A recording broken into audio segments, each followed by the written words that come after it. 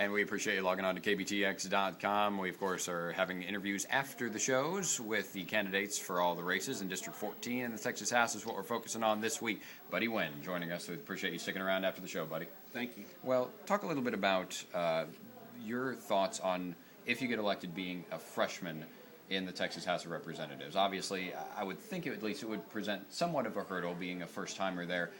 Is that something that you think about? Is it something that would need overcoming?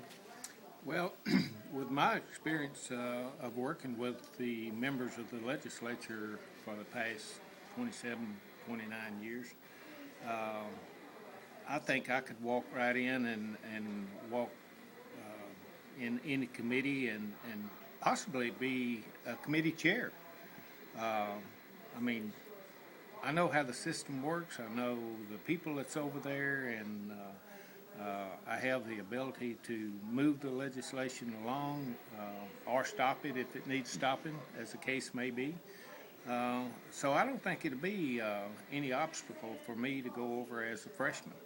The question is always asked when there are challengers to an incumbent in a primary. As far as the job that Representative Brown has done, is doing, how would you characterize his work in Austin over these 12 years that he's represented District 14? Well, you never know exactly how a House member or senator conducts their business, really, because there's so many people out there that's lobbying to either pass that bill or kill that bill.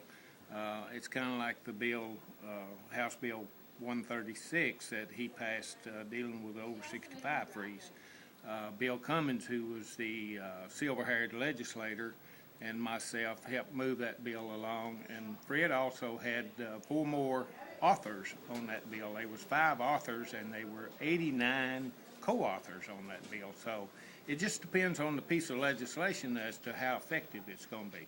Is there anything that he's done or hasn't done over his time in office that you would take issue with, or if you could go back and change it, you would?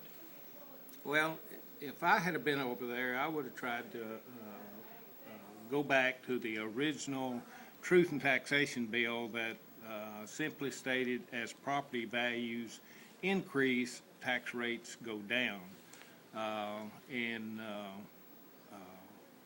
that way the property owners don't pay any more tax this year than they did last year. Are there any issues right now? Obviously, there's a lot of talk about the budget and the deficit that's looming. There's a lot of talk, and has been for over the past couple of years, about transportation in Texas, TxDOT, and all those matters. Is there anything that you think isn't getting the spotlight that needs to get the spotlight, and how would you address it if elected?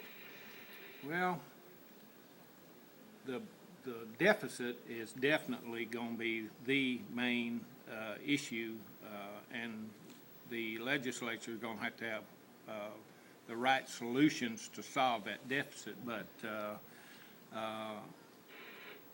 for the last 2 sessions, you've had sales disclosure introduced, but it's been killed by the various interest groups. That in 2005 they estimated would add $700 billion, that's with a B, $billion, $700 billion to the tax rolls throughout the state, and at a dollar tax rate, that's about $70 billion in money, and that'll go a long ways to education and transportation and that sort of monetary deficits that we're going to be faced with. Buddy, we appreciate the time this morning, sir. Thanks for coming in. We do appreciate it.